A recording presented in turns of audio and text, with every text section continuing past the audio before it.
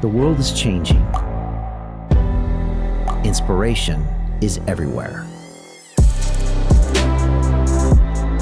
It has never been so easy to connect, share, and bring people together. We're learning from others and finding the best in ourselves. Challenging our beliefs. Sharing our vulnerability. Overcoming our fears. Transforming ourselves so we can transform the world. How far can we go? This is London Real. I am Brian Rose. My guest today is...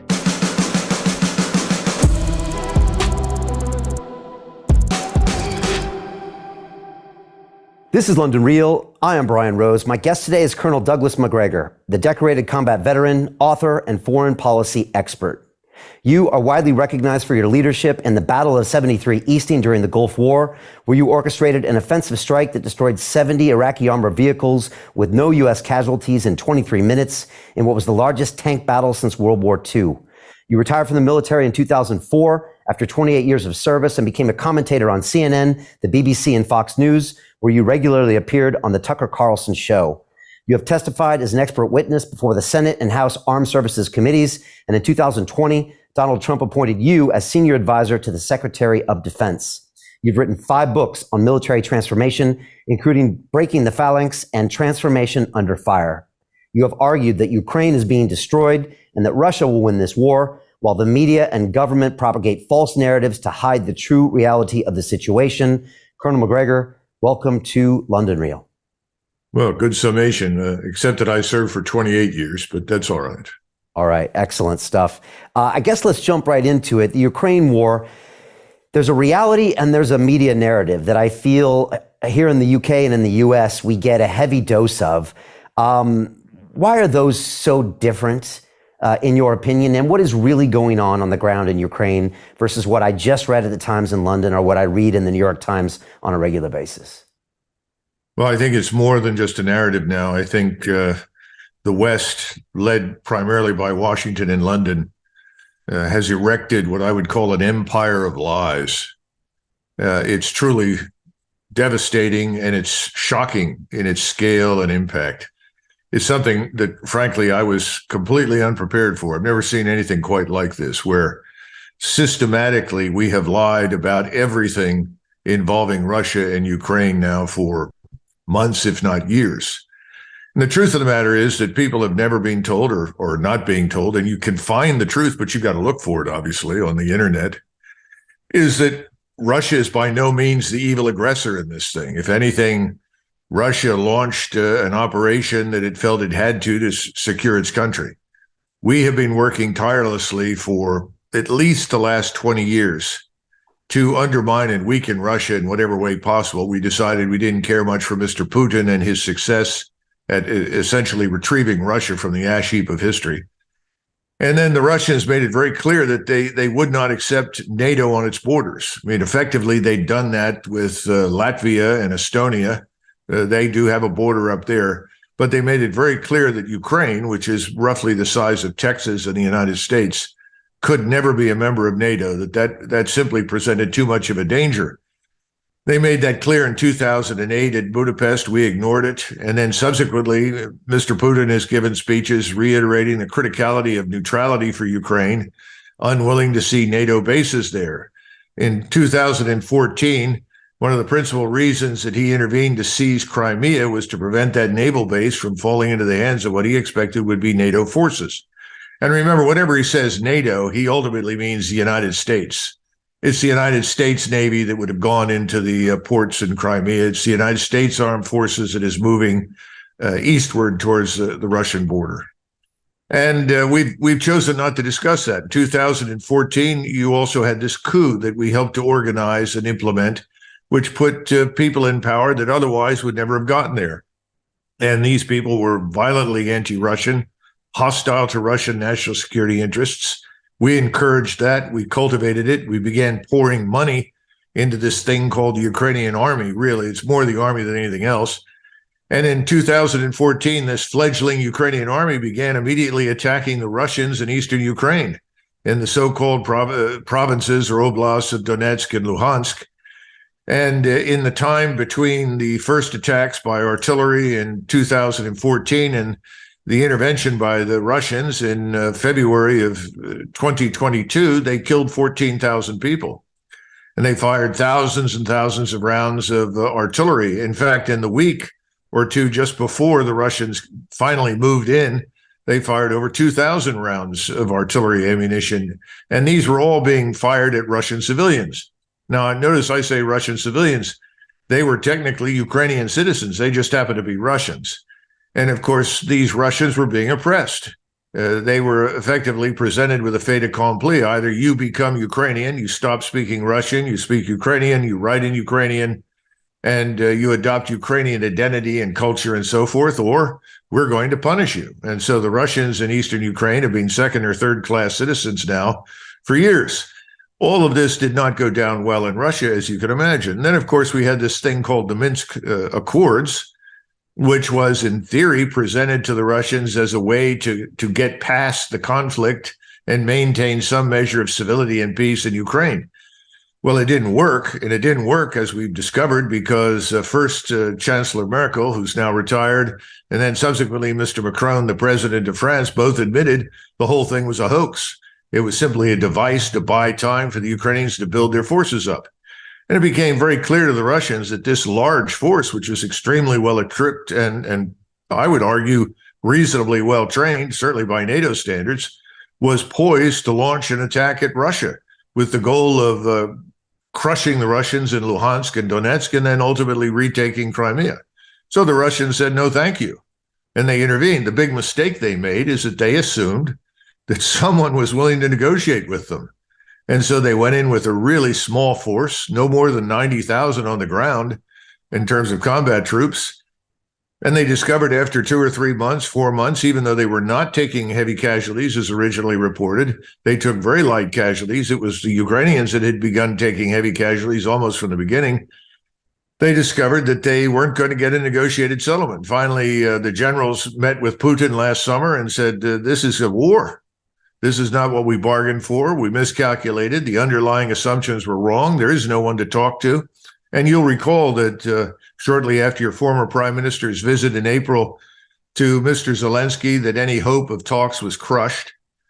And ultimately, they said, we've got to get ready for a real war. That meant mobilizing reserves, expanding the size of the army, training everybody up, re-equipping people, because the equipment they used initially was almost all obsolescent. So that was completed by Christmas. Then there was pressure to launch an offensive, but the weather didn't cooperate. So the decision was made, since we don't have firm ground, and you recall that in that part of the world, you had this thing called the Rasputitsa, which is effectively a sea of mud that makes it virtually impassable for armored fighting vehicles or wheeled vehicles. If you leave the hard surface road, you're in big trouble. If you go back to World War II, you find that the major offensives were either launched in the dead of winter when the ground was frozen, or they were launched in June, July, August, September timeframe. So the Russians then said, fine, we'll build an impregnable defense, hold what we've got, and invite the Ukrainians to attack us. And in the meantime, the Ukrainians have taken terrible, terrible losses. And these losses have never been truthfully reported in the Western media, because I think Washington was very concerned that if it became clear that the Ukrainians were dying in great numbers, their forces were being destroyed almost faster than they could be fielded, that support for this insane notion of waging a proxy war on the backs of the Ukrainian people against Russia would no longer be supported in NATO. So the easy solution was lie. And then you have a compliant media that is ideologically aligned with the globalist neocon governments in the West, especially Washington and London. And it becomes very easy to tailor the message to somehow or another sustain support. And remember, Russia still has the legacy of the Cold War behind it. And what that means is it's easy to convince people that Russians are bad. Russians are evil. After all, wasn't the Soviet Union bad and evil? Of course, this is not the Soviet Union. This country today is radically different. If anything, it is extremely religious, culturally conservative, And I think the Russian military, contrary to what's being reported in the Western media, has behaved extraordinarily well, is not guilty of 90% of the war crimes of which it's being accused. On the other hand, the Ukrainian military has behaved atrociously and murdered people in large numbers and celebrated it in Nazi fashion. So at the end of the day, this is an empire of lies. Now, here's some good news. Empires of lies create truth bombs, and the truth bombs are beginning to explode. And I'm sure that you're aware of the leaked documents, but also more and more information from the battlefield is slipping through. Reporters who are not part of the mainstream are there, and they're telling the truth. So it's harder and harder to maintain the fiction that the Ukrainians are winning, that the Ukrainians ever could win, that the Russians are losing, and the Russians are incompetent, incapable, and stupid, just as it's become impossible to argue that the Russian economy has been harmed at all by the sanctions. On the contrary, the Russian economy is doing quite well. So I think that's where we are right now. The Russian military is waiting for the ground to dry. More Ukrainians are attacking. They've lost now at least 300,000 dead. I've seen higher estimates than that. The Russians are looking at perhaps 30,000 killed in action and perhaps 40, 50,000 wounded. But the difference between Russian wounded and Ukrainian wounded is that Russian wounded are quickly evacuated, their wounds are treated, and they're returned to duty, about 90% of them. Whereas the Ukrainian side doesn't do that as well, can't do it as well, and large numbers of people are dying of wounds on the battlefield. So it's a treacherous situation. I think it's a humanitarian crisis. We haven't even discussed the tens of millions of people whose lives are destroyed in Ukraine. 11 million plus have now left the country. I've seen estimates that suggest that they started with 34.5 million in the country. They're down now to somewhere around 18 or 19 million. And the Ukrainians that are coming out now and have been coming out from the beginning all report they have no intention of going back. And we haven't even begun to address the child trafficking and trafficking of women that has gone on without a break, and the black market for much of the material that we've sent over there. And obviously the squandering of cash that ends up in bank accounts in places like Cyprus belonging to people like Zelensky and the key figures in his operation, including generals in the Ukrainian army, even down to the battalion level. This is a disaster. We should put a stop to it right away and try to rescue as much of Ukraine as we can. Colonel, I think it was Sun Tzu that said all warfare is based on deception. And a lot of times the media has been co-opted into this, and we saw that with Vietnam, et cetera. You just laughed out loud. I mean, how is this any different than any other military conflict? Is it the scale of the deception here? Yeah, I think so. And also the cooperation of the media. I lived through the Vietnam era. In fact, I started out in the military in 1971 at Virginia Military Institute, then went on to West Point in 1972, and we were still dealing with the Vietnam disaster.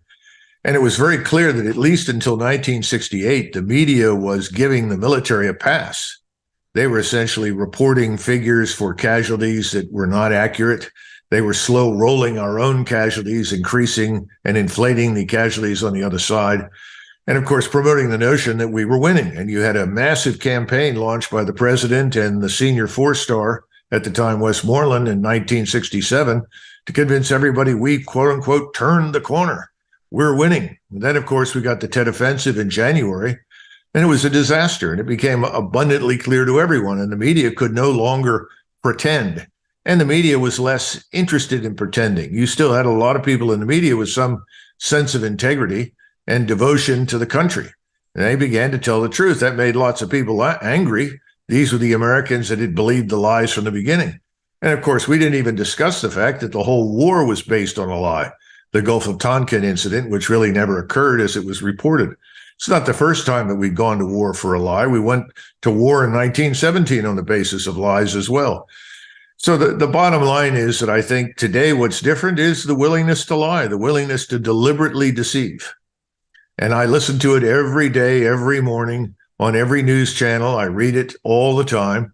And you sort of shake your head and say, this is incredible. But the good news is the truth bombs They're beginning to detonate, and very shortly, by I would think, as soon as this ground dries to the point where hundreds of thousands of Russian forces can leave their defensive positions and attack, it'll be very difficult to maintain the fiction anymore. It's interesting. We had Seymour Hersh on the show last week, and he's been on 2 times. And he broke the My Lai massacre in Vietnam, and he was on the side of truth back then. He worked at the New York Times for a long time. Now they won't print any of his articles about Nord Stream bombings, about the real situation on the ground. It's just like everything has almost gone 180 degrees to where he's looking for where are the journalists these days. What do you make of that? The fact that it's just turned that much? Or do you have any opinions on Seymour and some of the things that he puts out? Well, Cy Hersh is a very brave man, and he does the best that he can to report the truth. Sometimes minor details are inaccurate, but the larger truth that he disseminates is accurate and helpful. And I think he's telling the truth this time around about Nordstrom, but I have no way of knowing. I haven't seen any classified material. He certainly told the truth in the past about Vietnam, told the truth about the Gulf War, too. There's some incidents involved, people there. I think right now you have a class of people in the West who have grown rich and comfortable from their participation in what I would call the globalist cabal. That ranges from everything, including the massive printing of money as a substitute for productivity, to open borders, the systematic attacks on our culture, our identity, who we are, what we are, our history. And of course, many of these people are privately very sympathetic, I would say, to the thinking and behavior of the Bolsheviks, 1917 through 1920, 21, 22. And much of what you see happening in the United States, particularly this business about men and women and erasing the differences and pretending there are none, all sort of business, that was all very prevalent. And it had a terrible impact in the Soviet Union to the point where Lenin had to put a stop to it. And then, of course, it largely died under Stalin, who had a different agenda. But if you go back to the first people that were in the Bolshevik Party, these Trotskyites and others, what you're hearing from a lot of these people is very similar. You go back to Leo Strauss in the United States, who led this whole neocon crusade from the very beginning, and he's heart and soul with the Bolshevism that I was just describing. And he used to lecture people saying the day is going to arrive and we'll realize there is no difference between the sexes. None of this works. It will all collapse. And that's what I mean about the empire of lies. You build this empire and you tell people, and there are lots of well-meaning, gullible people who go along with it, but ultimately it fails. The truth will out. You can't keep it going. And I think that's happening very much so right now in Ukraine. And I think there's a record of presidents getting reelected during war times. Is this war ultimately a tactic to get reelection for the current president? I don't think so. Now, we do have a problem in the United States with this notion of war. We are very similar to Britain before 1914. War was always something that happened on someone else's soil. The result of this is that you develop an inflated view of yourself and your capabilities. If you go back before World War I, certainly before the Boer War, there was this attitude in Great Britain that they were the preeminent power. They were richer than everyone else. They could do pretty much what they wanted. The Boer War certainly changed a lot of people's views of the world, but even then it wasn't enough. It took World War I to really make a dent. And that's been one of my nightmares, that we would stupidly precipitate our involvement in something that could become a world war when there was no reason to, just as I personally believe, as my family did and my ancestors on both sides, that there was no reason for the British to go to war with Germany and Austria-Hungary in 1914. Absolutely none. And I think it did more to destroy the British Empire, which on the whole, I believe was a positive thing, not a negative thing, than anything else undertaken. So I worry that we're embarked on a similar course, but there's good news. Our economy can't keep up. The money printing is right behind us. You cannot substitute that in perpetuity for low productivity. So I think the whole financial lie is going to come home to roost just in time to prevent us from embarking on stupidity overseas. And the other thing is that our armed forces are in terrible condition. The Army is in no position to fight the Russians. I don't think the British Army is either, sadly. And I think everybody in Europe is aware of that privately. To continue watching the rest of the episode for free, visit our website londonreal.tv or click the link in the description below.